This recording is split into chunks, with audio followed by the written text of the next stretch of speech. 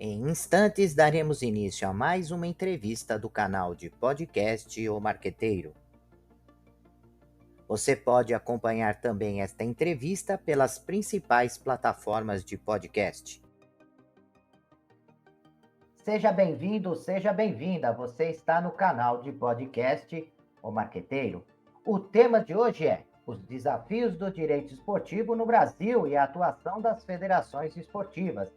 Para tratar desse assunto, nosso convidado é Gustavo Delbin, que é advogado especializado em direito desportivo, com mestrado pela Universidade de Lérida e da NFC de Barcelona.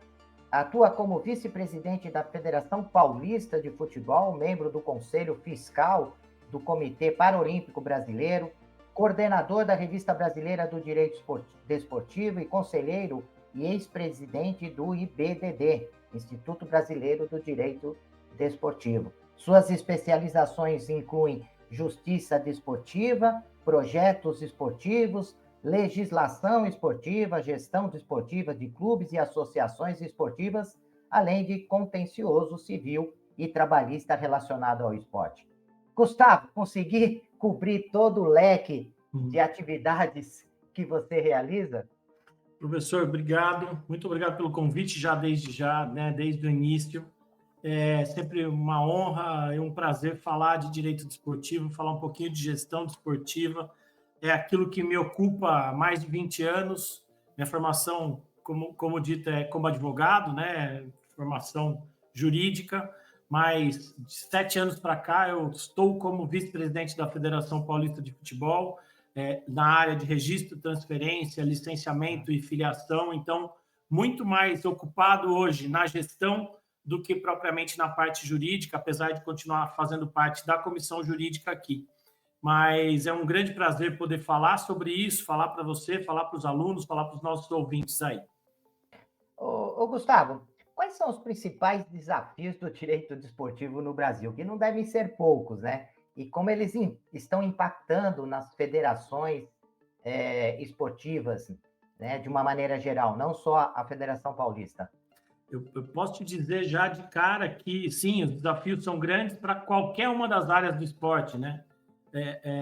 Apesar do desenvolvimento constante, da gente ter conseguido crescer bastante nas áreas específicas do esporte, o direito desportivo, por exemplo, é um que, a partir da fundação do IBDD, do Instituto Brasileiro de Direito Desportivo, lá em 2001,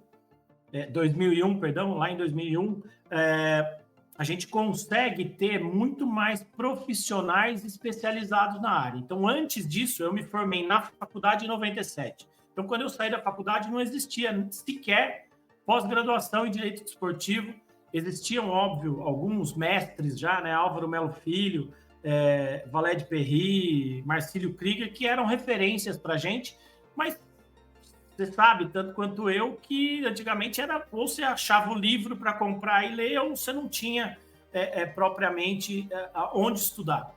Então, o início foi bem mais difícil, em termos de encontrar mesmo a possibilidade, primeiro de estudo e depois de trabalho, mas com o IBDD, com o Instituto Brasileiro de Direito Desportivo, que nasceu aqui em São Paulo, na Faculdade de Direito do Largo São Francisco, começaram a ter mais possibilidades, oportunidades de cursos, palestras, material didático, que é a revista, está hoje na 33º volume já. Então, assim, virou uma referência para que os advogados que quisessem trabalhar na área, quisessem militar no direito desportivo, pudessem se especializar. Então, eu venho da segunda turma de especialização do IBDD, e depois disso, já pude fazer parte da diretoria logo em seguida e fui presidente. E depois disso, óbvio, continuamos aí trabalhando com o IBDD até hoje, tanto no conselho quanto na coordenação da revista. Então, assim, a gente entende que, como o direito, as outras profissões que giram em torno do futebol precisam também desse tipo de desenvolvimento. Então, o marketing esportivo é um que se desenvolveu muito também, que a gente tem esta referência, então, como sendo um parceiro do direito, como sendo aquele que cresceu bastante. A medicina esportiva também a gente pode falar como uma das que cresceu bastante, mas existem outras que começaram mais recentemente a se desenvolver, como finanças, por exemplo. Pessoal de finanças, contabilidade, clubes, por vezes, do interior do estado, têm dificuldade de encontrar profissionais especializados na área. Então, assim, temos ainda muito a crescer, temos ainda muito a desenvolver. Mas a gente entende aqui, agora trazendo um pouco para a visão já de Federação Paulista, que os nossos clubes, hoje eu tenho 159 filiados na Federação Paulista, espalhados nas 645 cidades do estado.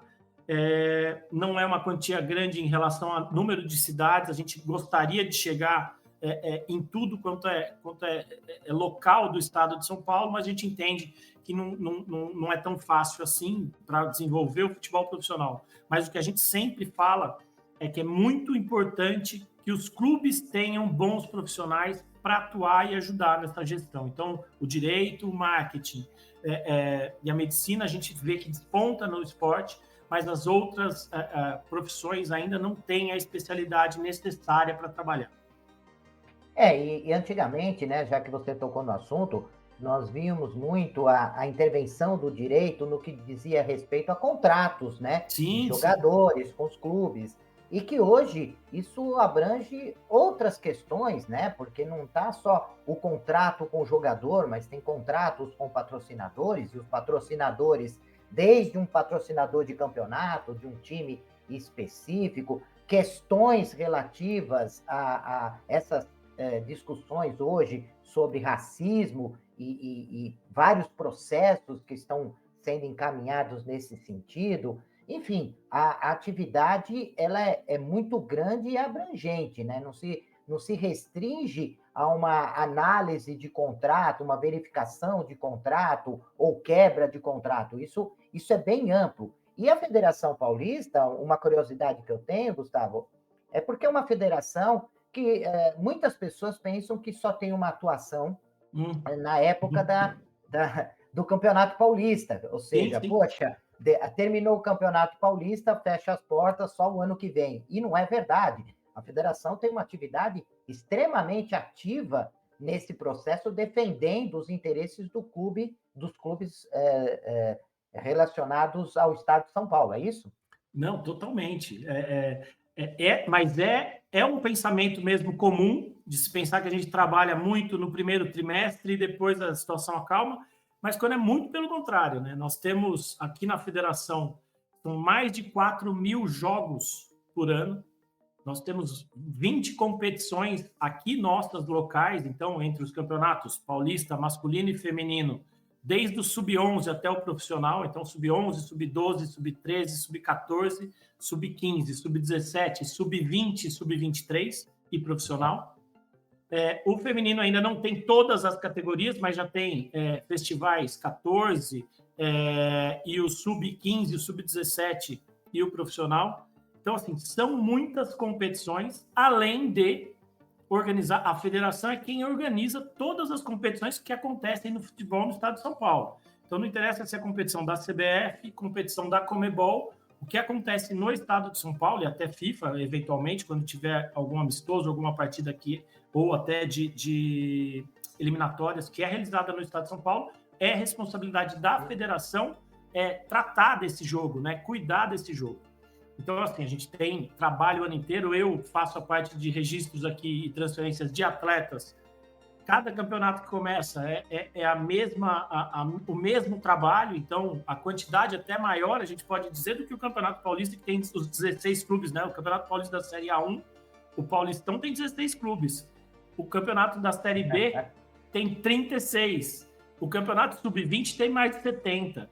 Então, nossa, assim, a quantidade de registros e transferências a gente é incontável. Assim, a gente bateu 20 mil ano passado, enfim, são valores, números muito grandes. Mas para falar um pouquinho dessa questão, até, o senhor falou de contratos, falou da atuação do advogado. Na época que eu comecei no Paulista Futebol Clube em Jundiaí. Eu fui diretor jurídico do Paulista Futebol Clube em Jundiaí, logo que eu saí da faculdade. naquele período excelente do Paulista, que foi vice-campeão paulista em 2004, depois foi campeão da Copa do Brasil em 2005, participou da Libertadores. Então, foi um aprendizado gigantesco. E é exatamente isso que você disse. Não era só contratos. Mesmo naquela época, a gente fazia muito mais do que isso. Posso te dizer que naquele início, muito mais do que contrato ainda, que era evidente que a gente fazia, mas chamava muito mais atenção a atuação na Justiça Desportiva, por exemplo. Então, eu comecei na Justiça Desportiva como advogado do Paulista Futebol Clube. Então, até hoje eu estou aqui na federação, no mesmo andar do tribunal, inclusive, minha sala fica aqui no terceiro andar, o tribunal é aqui no terceiro andar, a gente divide o andar entre o tribunal e o departamento de registro.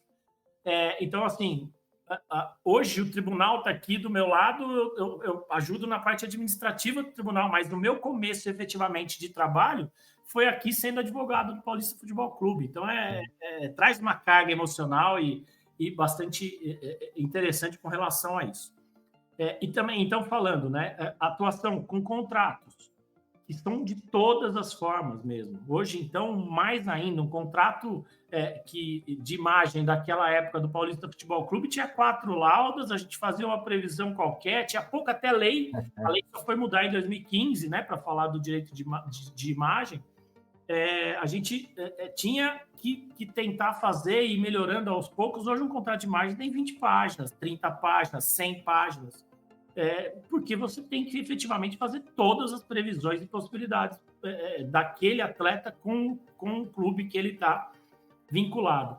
E contratos aqui para nós, federação, naming rights, né, da competição, contratos de patrocínio, contratos de transmissão, que agora aqui na Federação Paulista, em vez de ter, há 2 anos a gente mudou essa situação da transmissão, a gente tinha um contrato com a Rede Globo, que abarcava tudo, né? TV aberta, TV fechada, pay-per-view e até a situação de streaming e internet.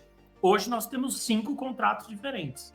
Hoje nós temos um contrato com a TV aberta da Record, um contrato com o YouTube, que é o maior contrato de futebol, de esporte do mundo com o YouTube. A gente conseguiu fazer um contrato espetacular com eles. HBO, Record, já falei, Record, HBO, YouTube, o nosso Paulistão Play, que é o aplicativo, e eu estou esquecendo alguém, são 5.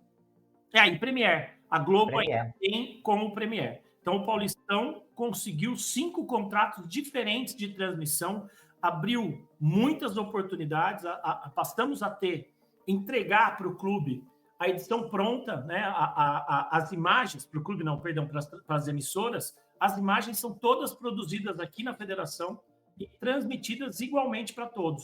Então, a imagem do YouTube é igual à imagem da Record, é igual à imagem da HBO, eles colocam as transmissões, né, a narração, comentários feitos por eles. Então, assim, a gente conseguiu fazer com que um produto tivesse, que é difícil também, né, a gente precisa comentar isso, é um produto que tem 200 anos. Como que eu vou inovar sempre, né? Então, a gente tem que criar, e o nosso departamento de marketing aqui consegue fazer isso, óbvio, um pouco de benchmarking, é óbvio, a gente busca melhores formas de NFL, NBA, como que se transmite fora, o que você tem de contratos que você pode se utilizar. Então, assim, a federação conseguiu fazer, a partir de agora, uma situação muito mais lucrativa, uma produção que devolve para o nosso patrocinador o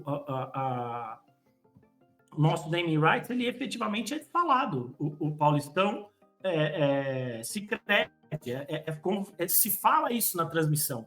Você consegue focar na onde você quer. Você coloca lá um backdrop, ou o pódio, enfim, a placa. Você foca naquilo que você quer e você passa essa sua imagem, a imagem que você deseja na transmissão para as emissoras. Então, assim, foi um avanço de um número gigantesco de contratos que o nosso jurídico aqui tem e faz e cuida junto com o nosso pessoal do marketing. E ainda tem que ter uma boa relação do direito desportivo com a justiça desportiva, né? Sim. Que tem que estar bem afinado esses 2 elementos. E do ponto de vista de situações que chegam até as federações, no que diz respeito ao direito esportivo, quais são aquelas que tem maior incidência, né? Numa linguagem popular, quais são os principais BOs que aparecem no que diz respeito ao direito? A justiça desportiva, ela cuida de tudo relacionado à competição e disciplina. Então, tudo que acontece num campeonato, que vem pela súmula do árbitro, dizendo de qualquer coisa que houve a mais ali, ou que houve de diferente, qualquer irregularidade, é observada pela justiça desportiva. Então, qualquer cartão vermelho, professor, um cartão vermelho que é colocado na súmula de jogo, obrigatoriamente vem para o tribunal para ser analisado e julgado. Então, é um trabalho gigantesco da Procuradoria, primeiro, que apresenta a denúncia, depois das comissões disciplinares com os auditores, a comissão disciplinar com seus auditores e depois o pleno que atua em segunda instância. Então, a gente movimenta muita coisa. O que acontece mais, evidente, as questões de cartão vermelho, cada uma das partidas, em cada um desses 4.000 jogos que eu disse, são analisados aqui pelo Tribunal de Justiça Desportiva.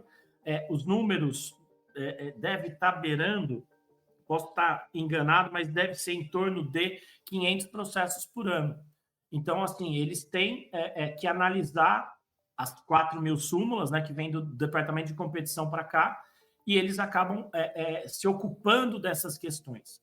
Algumas questões que chamam mais atenção e que a gente tem dado uma atenção muito grande, acho que a principal delas nos dias atuais é manipulação de resultados, que a gente tem uma preocupação absurda. Então, a gente, além da própria Justiça Desportiva, com a Procuradoria que apresenta a denúncia e vai analisar os casos de processo mesmo na Justiça Desportiva, antes disso, nós temos uma corregedoria aqui na federação, nós temos um departamento como chama? Enfim, nós temos uma comissão, puxa, me fugiu a palavra, de integridade, verdade. Uma comissão de integridade que analisa esses casos e, juntamente com o que recebe de denúncia ou que recebe de algo que foi dado via as empresas que observam o andamento das apostas, quando eles detectam uma aposta diferente num site ou em vários sites, de um jogo que normalmente teria, vou chutar um valor, 1.000 apostas, você começa a ter um valor de 50 mil, acende uma luzinha vermelha, daí ele vai verificar aquele jogo se teve ou não um lance diferente, um pedido diferente, né? Vamos dizer, vai ter 30 escanteios. Não é uma situação normal. Então, essas empresas chamam a atenção daqui do pessoal da integridade e eles vão observar os jogos, se houve ou não qualquer tipo de situação de manipulação, que a gente não pode mais falar de manipulação de resultado, manipulação de partidas ou manipulação de competição, porque conta-se cartão vermelho, cartão amarelo, escanteio, falta, lateral, o que você quiser apostar. Então, se você tiver algum número díspare dentro daquilo que acontece no normal das partidas, a empresa detecta e manda para cá e a gente vai analisar.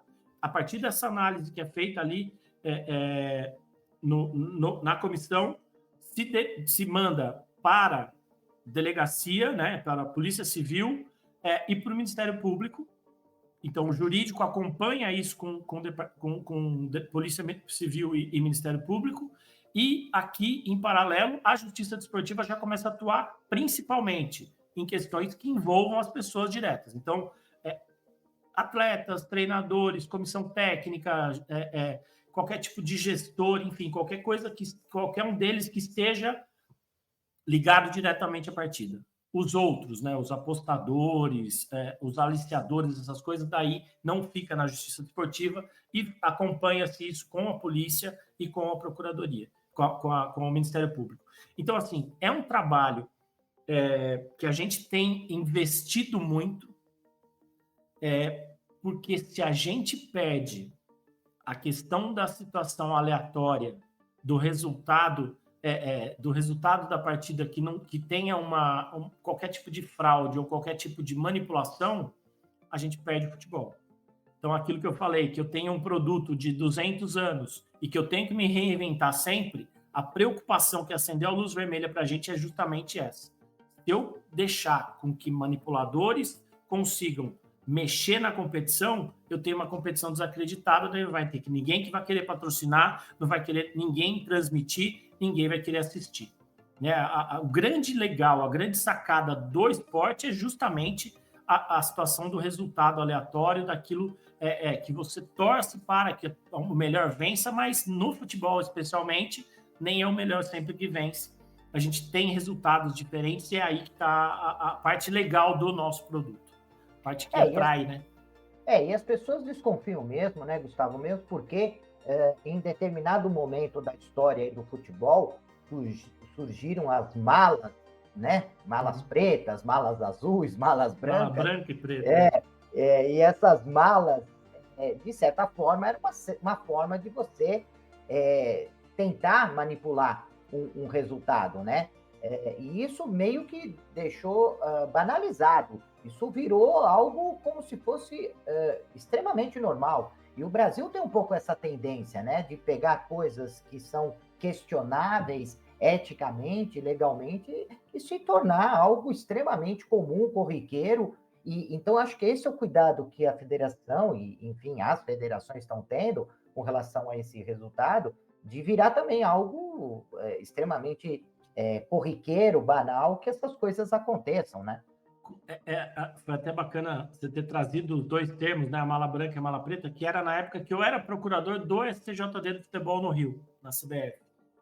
Então, outra época da carreira, né, porque agora, como gestor, eu sou impedido de estar na Justiça Desportiva, mas naquela época, então, eu era advogado aqui, mas consegui, fui chamado para ser procurador do STJD, do Superior Tribunal de Justiça Desportiva do Futebol lá no Rio. E era exatamente no momento que as malas brancas, malas pretas estavam na moda, né? Então era, a princípio, a mala branca era um incentivo que alguém dava para um clube vencer, mas a mala preta era aquela que sendo incentivado para perder. Então é exatamente isso que você disse. É o começo da manipulação e é lá que começa a se ter um combate bastante firme. Com relação à manipulação hoje, ela às vezes não está nem ligada a um clube, a uma totalidade de uma equipe, mas é 1, 2, 3 que se envolvem com aquilo da aposta, como tem hoje, está sendo bastante explorado com a questão do Ministério Público de Goiás, a partir da denúncia do presidente do Vila Nova, que se começou uma investigação que já está na segunda etapa da operação e podemos ter certeza que isso ainda caminha muito mais. A partir do momento que você tem um processo em que civil ou criminal, tá? Então, fora daqui da justiça desportiva, dentro da justiça comum, você tem uma investigação que faça quebra de sigilo bancário, possa fazer quebra de sigilo telefônico, esse novelo vai se desfazendo e a gente vai tendo aí surpresas desagradáveis, mas que precisam muito ser punidas e estancadas. A gente precisa terminar com isso para que a gente não perca a credibilidade das competições. A partir do momento que você perder isso, para a gente retomar, vai ser uma situação muito, muito, muito difícil. Então, a gente pensa muito nisso mesmo. A gente precisa acabar com esse tipo de problema, pelo menos. A gente, como o doping, né? O criminoso está sempre, quem faz o doping está sempre na frente daquele que investiga. Sempre na frente do antidoping. Então, a gente precisa também correr para alcançá-los e para, assim, vamos pensar de uma maneira muito simplória.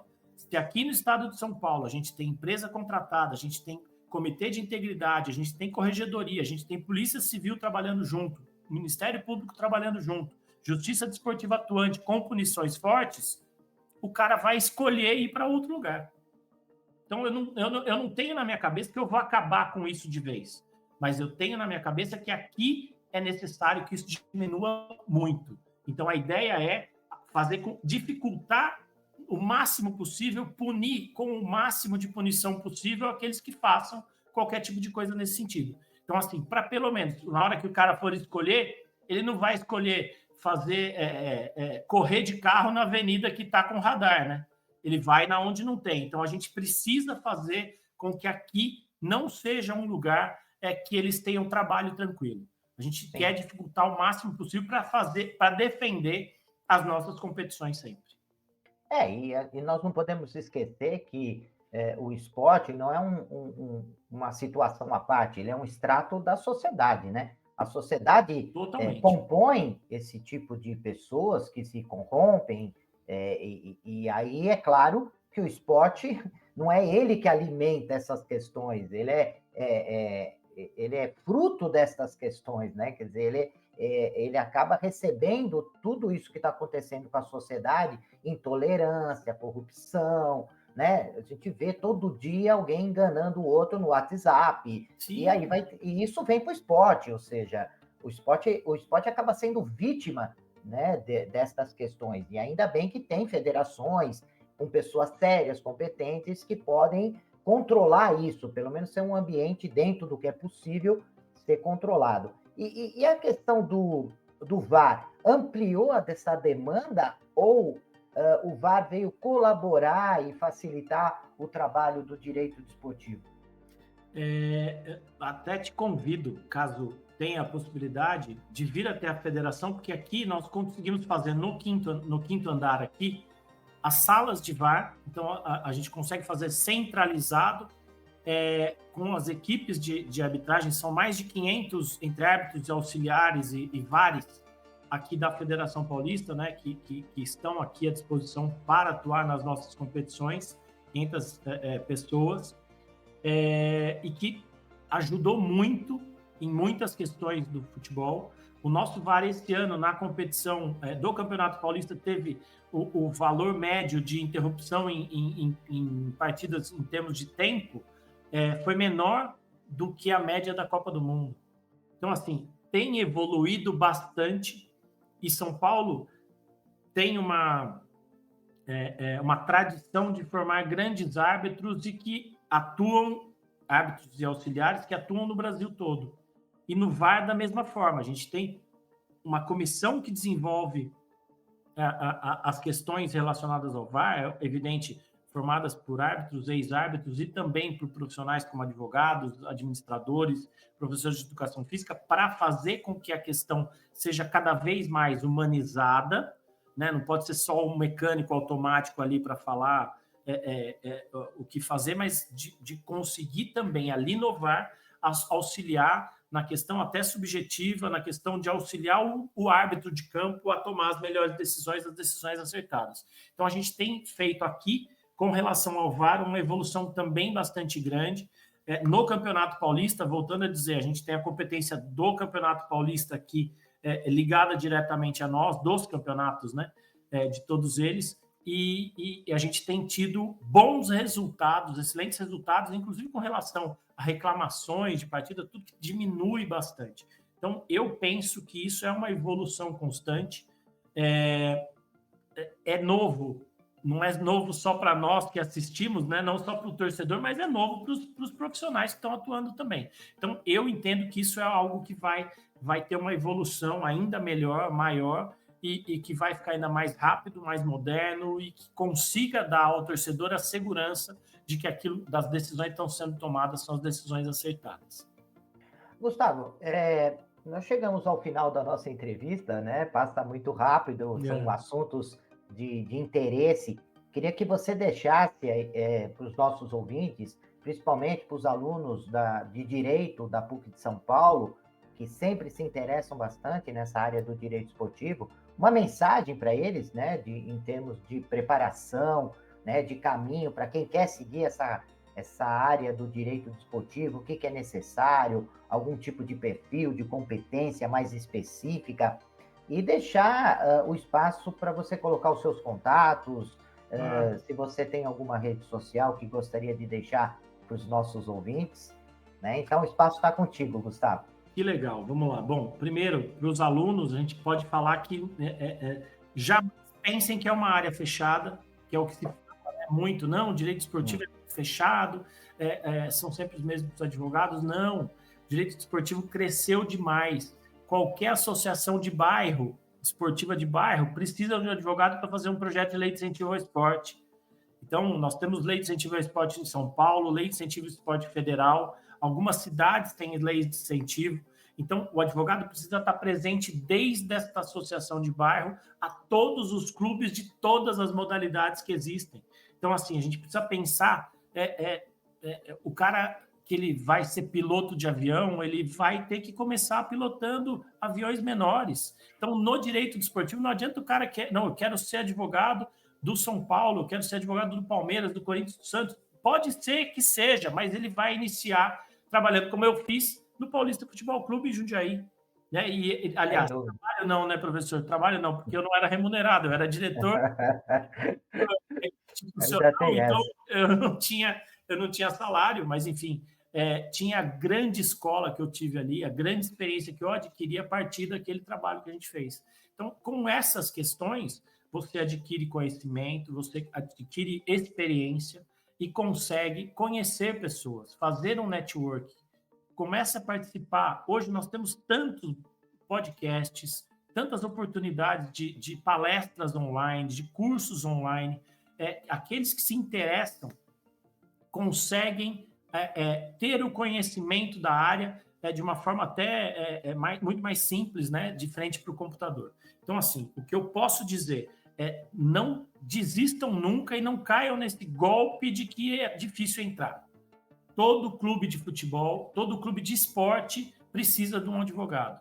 Quanto mais gente especializada a gente tiver, a gente tem, mais a gente consegue bons resultados em qualquer uma das modalidades.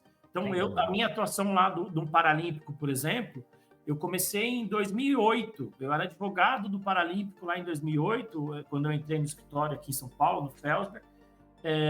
A gente atendia e 2 advogados foram para os Jogos Olímpicos em Pequim, Paralímpicos em Pequim. Pô, aquilo ali para mim foi uma coisa, falar, nossa, os caras estão lá. Eu trabalhando daqui que nem doido para poder possibilitar que eles lá tivessem o auxílio necessário, a ajuda necessária para fazer as coisas de lá. E depois de dois eu já estava também, eu fui. Então, quer dizer, sabe, é um sonho que é real.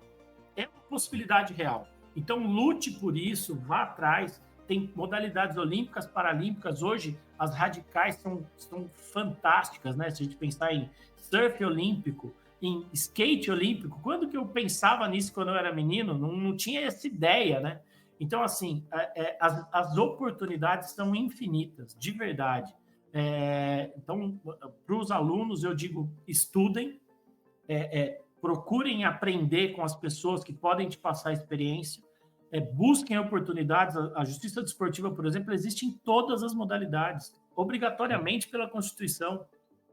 217 da Constituição cria essa justiça desportiva, e a justiça desportiva existe em tudo. Eu já fiz parte de justiça desportiva do badminton, do vôlei, do handball, do desporto para cego, enfim, assim, golfe. Golfe eu joguei um caso, professor. A gente ficou 4 anos lá, teve um caso no tribunal. Nossa! Né, uma coisa que não...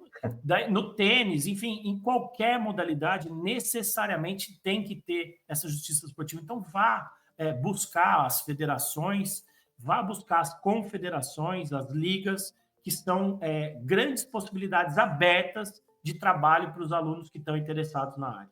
Então, com relação às minhas redes, tanto no Instagram quanto no LinkedIn, as duas, Gustavo Delbin, estão abertas as duas lá à disposição. Aqueles que precisarem podem trocar e-mails ou mensagens comigo lá nas duas redes, que eu respondo com o maior prazer. E aqui na federação também estamos à disposição para atender todos aqueles que precisem e tenham interesse. E volto a fazer o convite, se quiser vir até aqui para conhecer o VAR, será um prazer recebê-lo aqui. Já está aceito. E eu queria agradecer demais, Gustavo. Eu costumo dizer que esse podcast ele vem crescendo em termos de audiência, graças a pessoas como você, né, e de outros entrevistados que aceitam, né, dedicar uma parte do tempo que poderia já estar chegando em casa lá em Jundiaí para descansar e abrindo esse espaço para estimular, né, essas palavras de estímulo que você traz, elas são fundamentais, né, para esses jovens que têm que ter um rumo na carreira, e você, como tantos outros que chegam aqui, dão esse incentivo, sempre falando da importância do estudo, da dedicação, do trabalho, trazendo coisas positivas para pôr na cabeça desses jovens, mediante a tanta coisa ruim que a gente às vezes acaba encontrando por aí. Então, quero te agradecer demais, Gustavo, né, por dedicar essa parte do seu tempo para nós. Eu que agradeço, professor. Foi uma honra, um grande prazer estar aqui com você e de falar de uma coisa que eu gosto tanto, que é o direito esportivo e o esporte. Muito obrigado. E o espaço está aberto quando precisar falar com os ouvintes. Se tiver algum tema que queira falar, por favor, fique à vontade também, o convite está feito. Muito obrigado. E prezados ouvintes do canal O Marqueteiro, até a nossa próxima entrevista. Até lá. Deixe seus comentários, sugestões e opiniões. E aproveite e se inscreva no canal.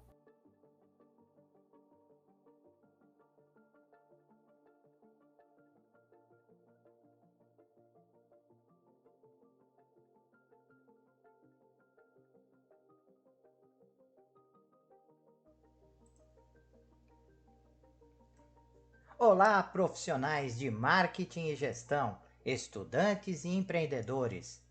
Você está procurando um podcast que possa ajudá-los a se manter atualizados e aprimorar suas habilidades?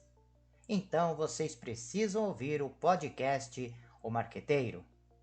Nós somos um podcast que fornece insights e análises de especialistas em marketing, gestão e negócios, tudo com o objetivo de ajudá-los a crescer e alcançar o sucesso. Cada episódio é repleto de dicas e estratégias práticas que você pode aplicar imediatamente em sua carreira ou empreendimento. E o melhor de tudo, nossos convidados são professores, pesquisadores e especialistas de mercado em suas áreas de atuação. O podcast O Marqueteiro é perfeito para aqueles que estão procurando por inspiração e informações valiosas para levar suas habilidades e negócios para o próximo nível. E se vocês gostarem do que ouvirem, não esqueçam de nos seguir nas redes sociais e compartilhar com amigos e colegas de trabalho. Afinal, quanto mais pessoas ouvirem, mais impacto causará no mundo dos negócios e da gestão. Então, o que vocês estão esperando? Vamos ouvir o podcast O Marqueteiro agora mesmo e transformar suas carreiras em empreendimento? Até o próximo episódio.